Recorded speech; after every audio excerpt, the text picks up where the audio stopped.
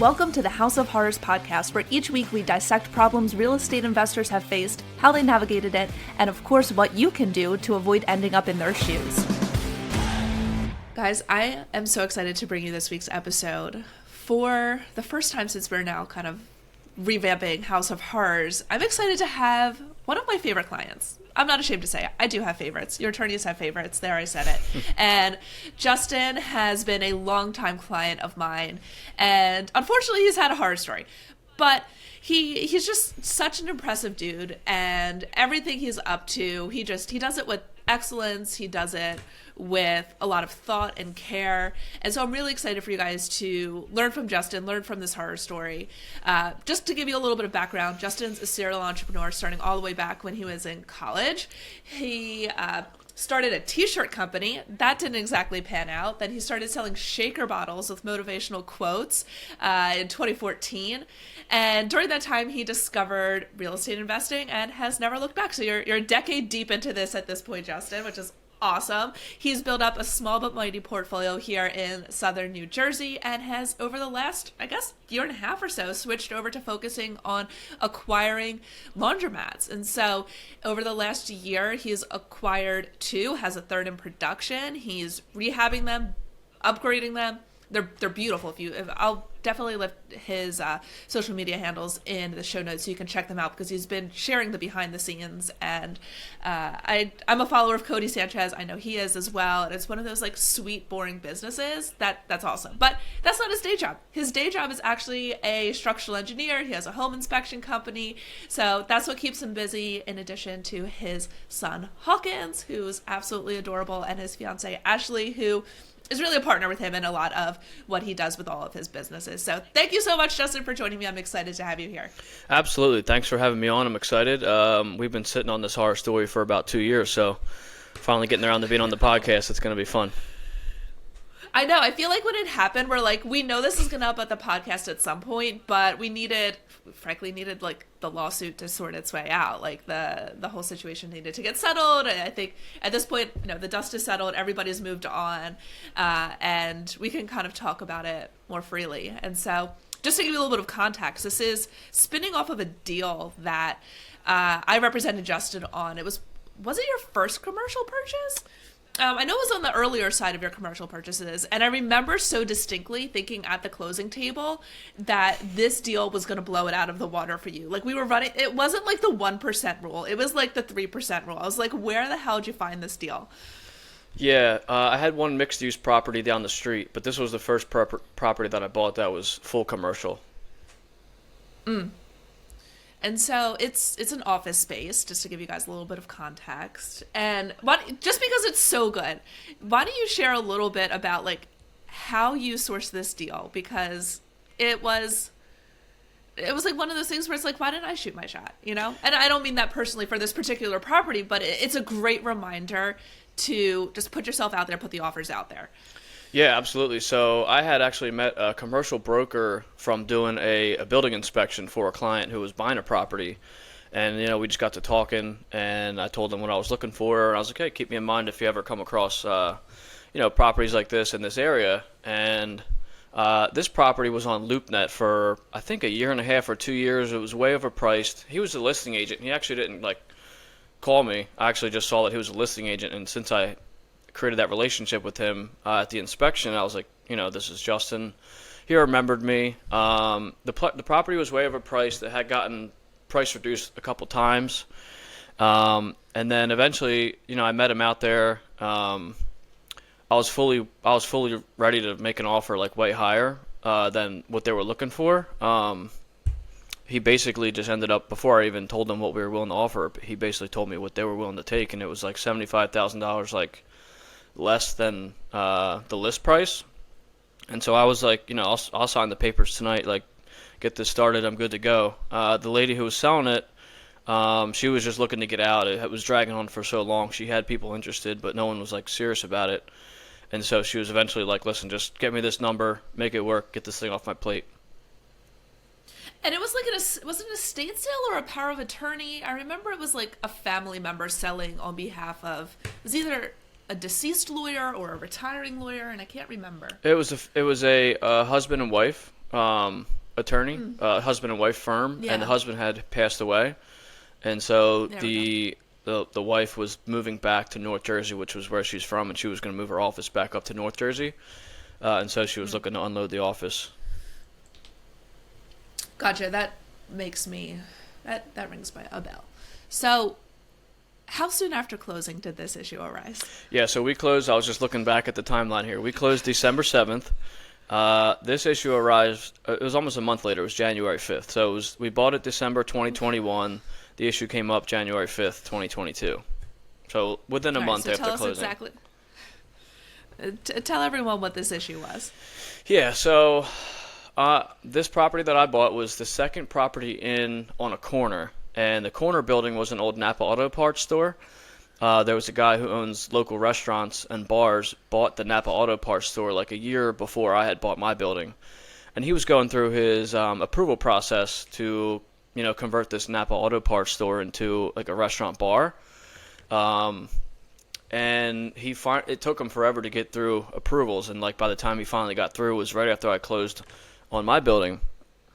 And so he was doing his thing, renovating. He gutted the whole thing. He was doing some work in the basement. He was basically putting like all new French drains and like plumbing and stuff down in the basement. So he ripped out the entire basement floor, like all the concrete. And what he found was my sewer pipe from my building right next door was running directly through his basement floor slab. At first, he didn't think anything of it. He cut the pipe out. Not thinking it was active, like just thought it was an old pipe or whatever. And then they found sewage seeping into the basement. So that was when he called me, an emergency, like 8 a.m. in the morning. Hey, we got your shit running into our basement from your building. Basically, it was like, you need to fix this, like ASAP. And I'm like, I don't know what you're talking about. I don't know why, how, what, or why this happened. And so I went over there and kind of went over it with him, and that was kind of how it all started. So this is where I think you reached out to me and you're like, Bonnie, what the hell do I do? And my first thought was like, shit, did we miss something? Did we miss something on this purchase? And I remember thinking, because I don't think you got a survey on the property. And I remember thinking, I'm like, if we had the survey, like, would that have made a difference? And I remember thinking, I'm like, I don't think it would have. Like, we would have just seen that this, perhaps there was an easement or there was a sewer pipe that was going somewhere, but we wouldn't have done anything with it. Like, we would have just said, oh, okay, there's something running off the property in this direction. Right. So I think we did get a survey. I don't really remember exactly, but me being the home inspector, I did not get a sewer camera inspection. I saw the clean out in my parking lot, which was behind the building. I just assumed, like, all right, listen, it's been here forever. Like, the sewer's whatever. Like, I was getting such a good deal on the property, I didn't care if I had to replace the sewer line or fix the sewer line. It wouldn't have made or break the deal. So I was like, I'll figure the sewer situation out after, not thinking that it could possibly have run through his building. So you're telling me you manifested this whole thing in your head? I must have. During your own. Yeah, I must have.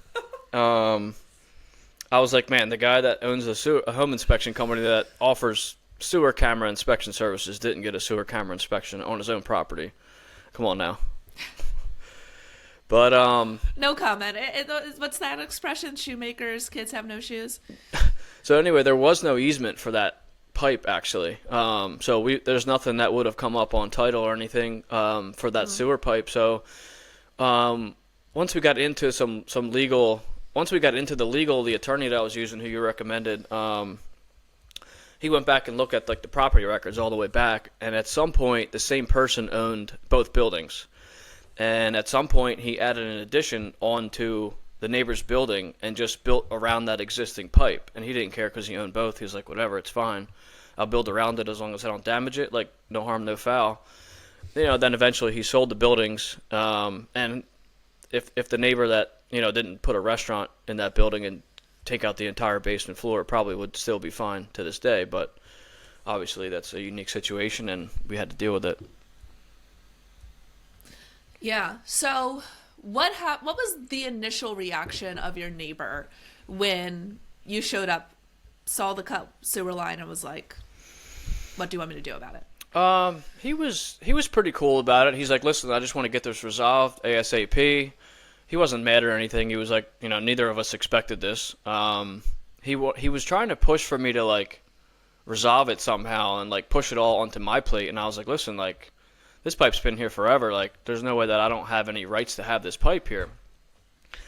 Or, that was my initial thought. And so it was kind of like, all right, let's go see and make sure. And I had my plumber out. So I met the neighbor at his property. I had my plumber meet us out there. Because at that point, he just basically told me. And I was like, all right, let me just confirm. So let me bring my plumber out, scope it, and confirm this is exactly where it goes to make sure it is my pipe and not some other building.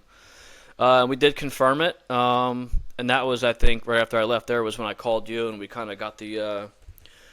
I was trying to figure out, what the process was. Like, can we leave the pipe in place? Do we have to reroute it? Can you just put the basement floor back in that area? And we try to, figure out the most cost-effective and efficient scenarios. But, yeah, the initial reaction from him was like, we got to try and figure this out ASAP. Because he had already been delayed on his project for like 2 years trying to fight. He was fighting with another neighbor. So he finally got approvals, and then this issue came up, and I'm sure he was upset. He didn't get, like, angry with me, but I'm sure in his head he was, like, mad about it, Sure. So what was up with your tenants? Like, they now have no sewer, right? Well, he put the pipe back temporarily. So he did okay. He did put it back. But, that's what I told him. And it's funny because he owns the building on the opposite side. So he owns the building on each side of me. And he was like, he basically asked me to ask my tenants to use the neighbor, like his other building's bathrooms.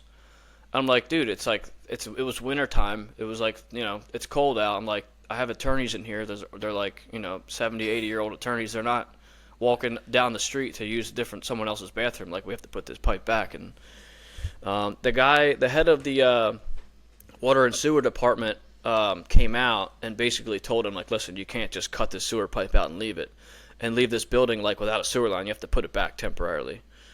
So I did have that, reassurance from him. And so ultimately, his build-out plans though required the removal of that pipe, right? Yeah, he was like in order for him to do what he wanted. Exactly. Yeah, he was modifying his basement. He's got like 3 kitchens in that building, and then he had to put a French drain in there because it was damp in the basement, and he has all sorts of crazy shit going on in that basement. So yeah, he had to move that pipe in order to do what he needed to do. And so, what happened next? Yeah, so I called the attorney that you had recommended. He said he basically made it seem like none of this was on me. He's like kind of made it seem like it was all going to be on the neighbor. So I kind of took that with a grain of salt, saying, all right, well, we'll see where it goes. And so after that, I kind of just went into the legal process. We found out, we found out after that point that there was no easement. And so he didn't want to pay for it. I didn't want to pay for it. I had my plumber out to look at it. The original thought was to keep the pipe running out of the back of the building and just reroute it around his building. The problem with that was because it was such a long run, there wasn't enough pitch to have a proper slope in that pipe to get it that far. And so we ended up having to reroute it to the front of the building, which is a county road. But anyway, we can get to that. But basically, it went through legal. Long story short, the attorneys went back and forth. And was there ever a lawsuit that was filed, or was it more just like we're gonna have to sort this out among lawyers? I believe there was. It was during it was right after COVID too. So we didn't do any in-person court or anything like that, and I didn't even have to join the Zoom meeting. He was like, listen, we have the hearing today. He's like, it's just me and the attorneys and whoever from the county, I guess. I don't know how it all works, but I didn't have to attend anything on that side. I don't know that he filed. I think he did file a lawsuit actually. You might know better than me. I imagine he did, or there's this process called filing an order to show cause, which is almost I think that's what it was. Action. Yeah, that's what it was. And I kind of remember that's what was going to happen. Where it's basically, you just need to get in front of a judge really quick. Yeah. And that's basically the emergent way to do so here in New Jersey. That rings a bell. That's definitely what it was. Yeah. And so you're going through the court process. I'll just say, I know you're racking up attorney's fees on both sides. And at some point you guys come to some sort of an agreement, right? Yeah. Basically, the judge, I guess, was like, listen, you guys just split this 50-50. that was basically it. And I was like, all right, well, if that's what the recommendation is, I guess that's better than me having to pay the whole thing. And he probably thought the same thing. So I guess we were both like, all right, whatever, it is what it is. We'll pay half and keep it moving. Yeah. No, and I get that. So I'm laughing to myself because I sometimes feel like the judges just kind of take the easy way. Like, that's just like, we're going to split it and everyone's going to say okay. Whether or not that's like necessarily the most equitable or like in reflection of like the facts at hand, where maybe there, even though there wasn't an easement on title, maybe there's an easement by prescription, which is basically an easement. If you could think about like adverse possession, where someone like squats on your land and they take it over, you can actually have an easement where you have an access right just based off of a period of time. And so it's interesting to think about whether, especially in the early stages, judges are probably like, get this off my plate. And that's not to say that I think it would have been drastically different. I don't think there was a scenario where it was ever going to be 100% one party or another. But that's interesting to hear how it shook out. Yeah, I didn't really push back. I didn't want to like drag this process on and like you said, rack up legal fees. I was like, all right, I kind of was on the same page as him in terms of getting this resolved. The additional cost for me, like I said, it was such a good deal that I got on that property. Like it didn't really break the deal for me. Obviously, it sucks to come out of pocket that much, but I was just happy to move on and kind of satisfy everyone involved. So, how would you describe your relationship with your neighbor now? It's funny story here. I guess so we closed in December. The issue came up in January. The work was finally completed in July. So basically from December to July, it was all said and done. I reached out to him in the probably late summer, early fall that same year via text, and I just said, hey, like, glad we got this behind us. I'm looking forward to being like cordial or whatever. And he called me, and he's like, just so you know, like, we're going to court next month. And I was like, what are you talking about? I was like, this, like, we each paid half, and like, this is over and done with. And he said, I paid for your whole he said, we're going to court next month. He's like, I paid for your whole sewer pipe. And I was like, what are you talking about? I was like, we split it. Long story short, his attorney didn't tell him that we split the cost. So he thought when he wrote the check to the plumber, he thought he paid for the entire thing. And so my feeling was that his attorney was trying to like drag it on and, just rack up legal fees on his end. Whether or not that's the case, I'm not sure. Maybe he did tell him and he just had so much going on he didn't remember or comprehend. But so once I told him that, he was like, all right, let me confirm with my attorney. So he called him and then called me right back, and he was like, hey, like, I apologize, I didn't know that we split it. He's like, I thought I paid the whole thing. He's like, if that's the case, we'll just call this a day and grab a beer. And so that was kind of it. I met him a couple times. I've been in the restaurant a handful of times. I've seen him in there. We're cool. Like, I don't have any issues with him. I don't think he has any issues with me. Like, we're always cool when we see each other. So it's been fine since then, and there's no reason to have like beef now. Kind of like it was an unforeseen thing that neither of us expected. So. Yeah, I agree. I don't think there was any sort of malice on his part. And of course not on your part. I mean, it was just something that neither of you were expecting and just had this crappy hand dealt to both of you. I love that it ended with a beer, though. I wish more lawsuits could end that way. I don't think that's the case. But I agree, especially when you're in like these neighborly situations. Like, neither of you are going anywhere anytime soon. It's always better if you can just kind of end things on the right note. And, in many ways, probably that settlement helped make you guys feel that way. Like, it was a 50-50. Neither of you feel like you got the shorthand of the stick. Maybe legally that may or may not have been how it sorted out from like a pure like legal perspective, but from like a justice equity perspective, it probably allows you guys both to feel like, hey, we're both in it the same. We can both move on. Yeah, absolutely. And so just to backtrack, I don't know if you want to go through the numbers real quick. The total cost ended up being $43,000, and there was a lot of logistical issues with rerouting the pipe, from the back of the building to the front. If you think about it, the property is on a basement. All the pipes are designed to slope out the back of the building, and we had to then convert everything to the front of the building to the main street. And so we had to redo all the drains within the basement. to reconfigure, the pitches and everything to run to the front. And in addition to that, it's on a county road, so there's a ton of traffic control. You have to get the police involved. There's county fees. There's road opening fees. The concrete in the sidewalk has to be a certain type of concrete. You have to have a certain type of rebar. You can't put soil back that you dug out. You have to replace it with a special type of soil. So logistically, even after we agreed on splitting it, it was still a process. Luckily, I had a great plumber involved who handled most of those logistics, but it wasn't a simple reroute this to the front and call it a day situation. Yeah, I don't know if it's just a Jersey thing. I imagine it's not. But once you start dealing with like county roads or like, heaven forbid, a state road, it is like, it becomes wild. And you see this not just like from like a construction standpoint, but any sort of like zoning development just becomes such an ordeal, the higher level of government you're dealing with, because it's just layer upon layer of bureaucracy, and everybody wants their nickel out of the transaction. Yep. So I mean, I have to say, from January to a summer finish, that isn't a bad timeline though for dealing with a county road.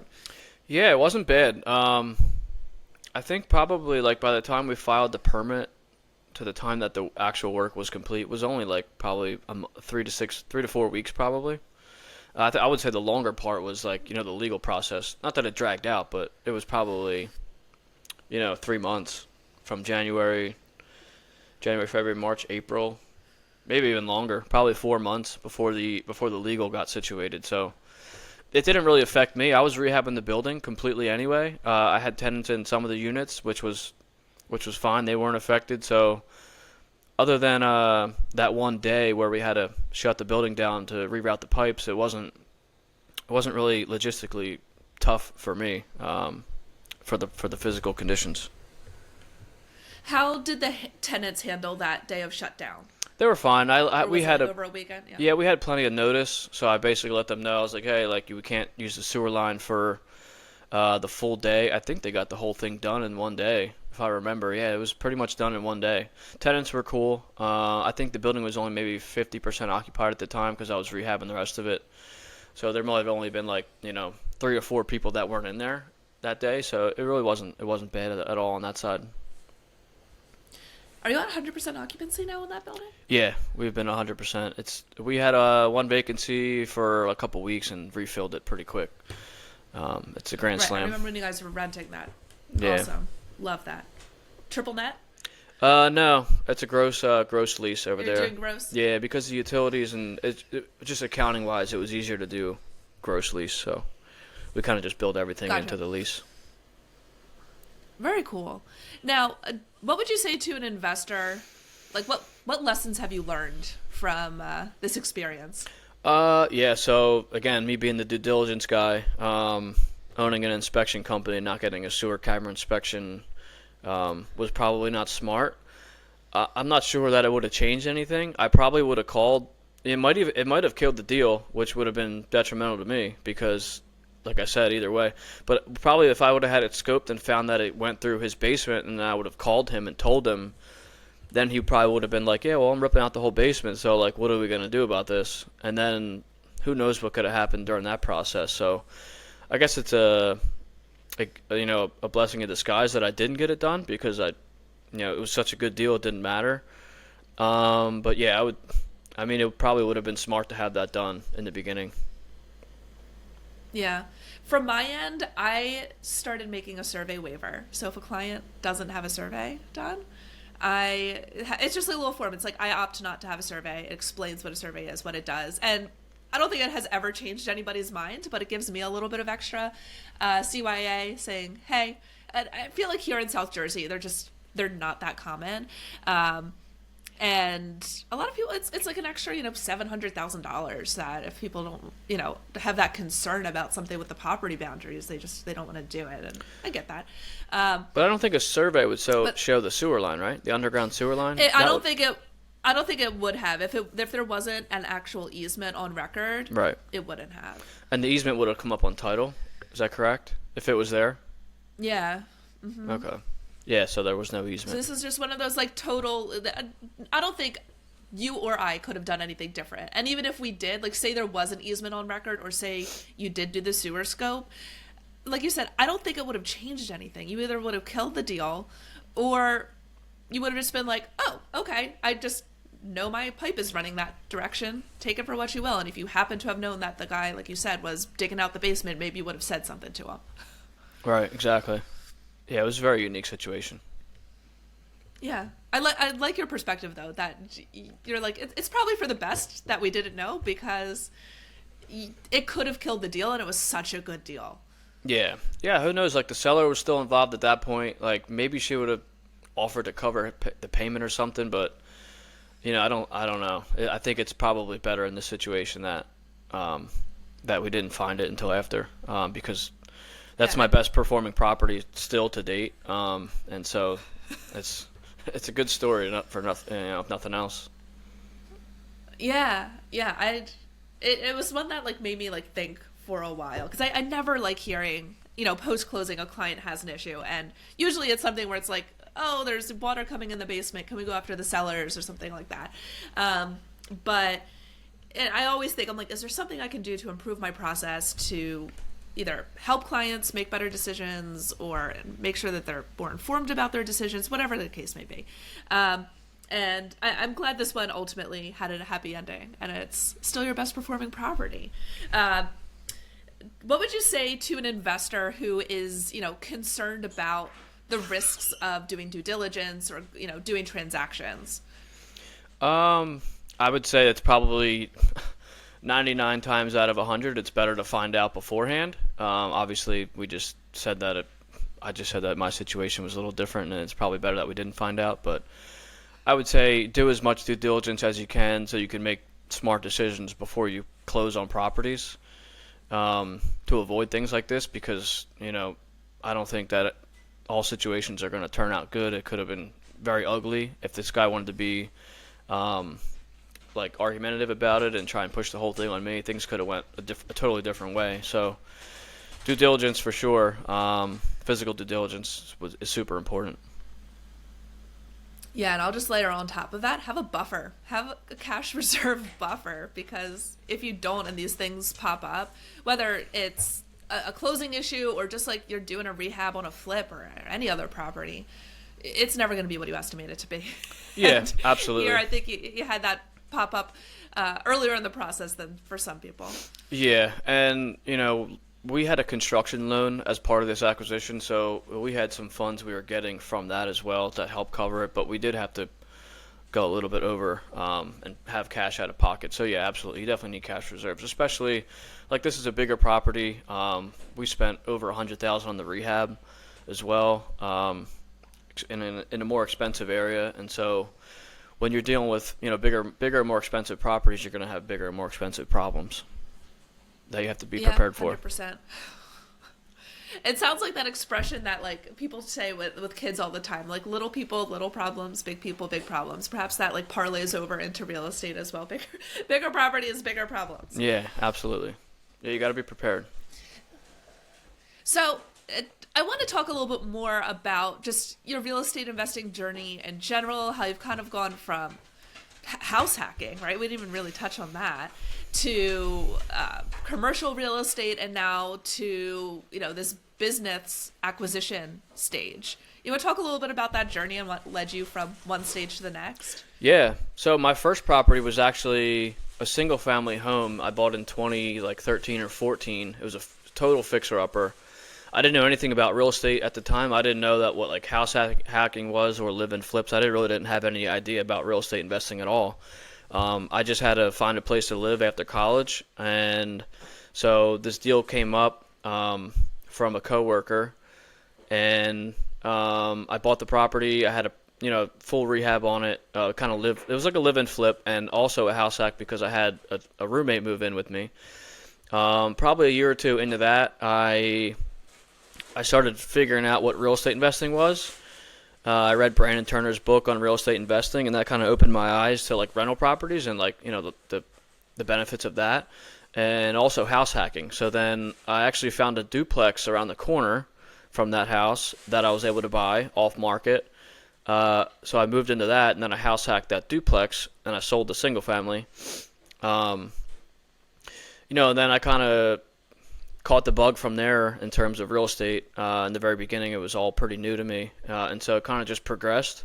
I found this little area in South Jersey in Haddon Township that I really liked. I thought there still is a lot of mom and pop owners there that are, probably going to be looking to sell in the next 5 to 10 years, and there's a ton of money being spent on development over there. So that's the kind of, that's the area that we look in now for, acquisitions. And the laundromat thing kind of came up. I think you mentioned Cody Sanchez earlier. I don't know how she popped up on my feed, but this was probably like 2021 or 2022. She started talking about laundromats all the time online. And it was just like a shiny object for me. I was like, all right, cool, laundromat's cool. Like, they look like it looks like a good business, whatever, semi-passive. And so I got on like some Facebook forums, like just one day thinking nothing of it. Ended up getting connected with the local distributor. Called him one day and had like a quick conversation. I was like, hey, I know nothing about laundromats really. We'd be interested for the right deal. Probably 2 years went by. We would talk every like 3 or 4 months. And then I randomly texted him one morning. I think I was listening to a podcast, and I was like, let me just text Mike and see what's up. And he says, yeah, a deal just came up like 5 minutes from your house. You want to go look at it? I was like, oh, that's weird. Like, timing-wise, everything kind of just worked out. So we had just sold a duplex probably 3 or 4 weeks before that happened, and so we had some capital to put somewhere. And so it kind of all just snowballed from there. We ended up closing on the laundromat. I guess it was like a month or two later. Did a full retool and rehab on it, and we just opened that. It's coming up on 1 year. We just opened that in February 2024, so it's coming up on 1 year anniversary of that one. Wow, I can't believe it's been a year of that already. Yeah, it flew by. And I remember it was just like yesterday that we were at the grand opening for that. Yep, and we're having a grand opening for the second laundromat actually this weekend coming up, so it's almost like 1 year apart. Schlepping out there. Yeah. That's awesome though. That's one. Love you guys, not schlepping out there. I had another question for you about just in general. Like, is that your new favorite asset class? Yeah, it is. So we got to the point with the rentals where, real estate, the market is very tough right now, and the cash flow just isn't what it used to be, especially in the high interest rate market. And so, we were looking to increase cash flow. It's like, the rentals just weren't doing it for us from a cash flow perspective. And so, so we were kind of unsure. Like, we were pretty confident in this laundromat. The projections looked good, and we looked at it. Like, the distributor, the guys that sells us the equipment, gave us the projections, and I'm like, all right, might be blowing a little smoke, but even if we do 75% of what he's projecting, like, we'll still be okay, and they'll still do better than almost every real estate property that you could buy. And so we went for it, and we hit our 12-month projections within 6 months, and then we were hooked. We were like, this is like the cheat code. I don't know how more people aren't into this, and I'm sure more people. Laundromats now, I feel like everyone wants to get into it, which is fair. And so, to answer your question, yes, it's our favorite asset class. So we just got done a full rehab and retool on the second location, which is double the size of the first one. We just opened that last week, and our grand opening party's next week, or this weekend coming up. And we signed a lease on a third one, which is also a full gut retool, which we're going to be starting this week as well. That'll probably open sometime in the spring. So the more I'm around it, the more I like it. It's not as passive as rental real estate where you just get a tenant in there on 1 or 2 year leases and kind of set it and forget it. It can be passive depending on how you set it up. Our stores are all brand new. They're all in a card system. There's no coins or anything. All the machines are new, so we're not having like machines break down and people call about stupid issues that's eating up our time. And so it's been relatively passive for us. We probably spend 5 hours a week between me and Ashley on the store. And the numbers are just, they blow rental real estate out of the water. So that's obviously attractive. The only downside is, in 20 years, you're looking at a full retool again because the machines only last like 15 years or so, depending on, how much use they're getting. So after 20 years of having a rental property, obviously the value goes up, the debt's paid down, you have a little bit of cash flow that time. So at the end of that term, you're sitting on a bigger asset, whereas a laundromat, you're going to have to spend some money to kind of retool it. So we look at it as more of a cash flow game, and we'll still buy real estate for sure, but from a cash flow perspective, it's been really good. That's awesome. I've loved seeing you guys snap them up, and I know you've been talking with my husband because you've given me the bug. I want a laundromat. Yeah, he's been everybody wants a laundromat, like you said. I know. Hey, there's plenty of them out there. There's so many laundromats, and like just the first store we have over here, there's 2 other laundromats within 1 mile, and the one of them is probably 3 times as big as ours, and it's newer, but it's not brand new like ours. The third one that's close by, the second one that's close by is a little older. And ours and the other 2 are always busy all the time. So it's like there's enough laundry to be done, and there's plenty of laundromats out there that are run down that can still be, that are still run by mom and pop owners. And there's so much opportunity out there, and I think it's just the beginning. That's awesome. I love seeing it. And one thing I love about you and Ashley is just how hungry you guys have remained. Like, I feel like you guys haven't taken your foot off the gas pedal since as long as I've known you guys, and it's just been really impressive to watch you guys grow. Thank you. It's been chaotic. Our after 2024 ended, our word of the year was chaos, because we just opened that first laundromat. We were retooling the second one. I had a development project going on in Haddon Township, and I had a flip going on in Haddon Township, and it was just like constant chaos all year. So we're trying to lower that chaos level a little bit in 2025. Now that the second store's open and those 2 real estate projects are off our plate, we're kind of chilling a little bit. And I don't plan on it to be like in 2024, like all these deals kind of just came up at the same time, and they were all so good I couldn't turn them down. So it wasn't like I was actively looking for like all this shit to be on my plate at the same time. It kind of just happened that way, and I was like, man, I can't turn this down. I can't turn this down. And everything worked out. Everything has been a success, and it was a building year, and I think we'll have a lot of building years in front of us. But I don't like to have that many projects on my plate that I'm actively involved in all at the same time. So, but we will keep our foot on the gas for sure. Love that. What book would you say has been instrumental in your growth? As you guys know, I'm looking to read 52 books, business books, mindset, all of that good stuff this year. And so I love hearing from my guests what they have loved over time. Yeah, so I read a book by Sam Zell. It's called Am I Being Too Subtle? Probably 2 years ago. Sam Zell built like a multi-billion-dollar real estate portfolio while being like fun. Like he's in like rides like motorcycles. He was kind of like a fun guy. He was known as the grave dancer for real estate because he was kind of known for buying properties that were run down and completely dirt and bringing them back to life. And obviously, real estate listeners know the value of like value add properties, and so I kind of see us doing that with laundromats. It's kind of the same thing, just a different avenue. So that book was fun. It's a really fun read. He has a lot of cool stories in there. And you think of these like multi-billionaires as like these super professional people, and not saying he wasn't professional, but he was just like a normal guy, and it was super relatable and a fun book to read, and really took a lot from it. That's awesome. I haven't read that one, and it's immediately going into my library order list. Absolutely. It's a good one. Awesome. It's easy. You'll probably blow through it in like a week. It's super easy to read, and it's fun, so it's hard to put down. I love that. Justin, thank you so much for joining me on the podcast this week. If listeners want to get a hold of you, I'll include your show notes. Scratch that. If listeners want to get a hold of you, I will include your contact info in the show notes. Any final words?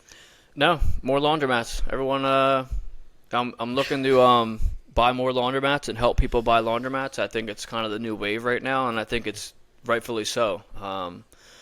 And so, if people want to reach out about laundromats or real estate, feel free.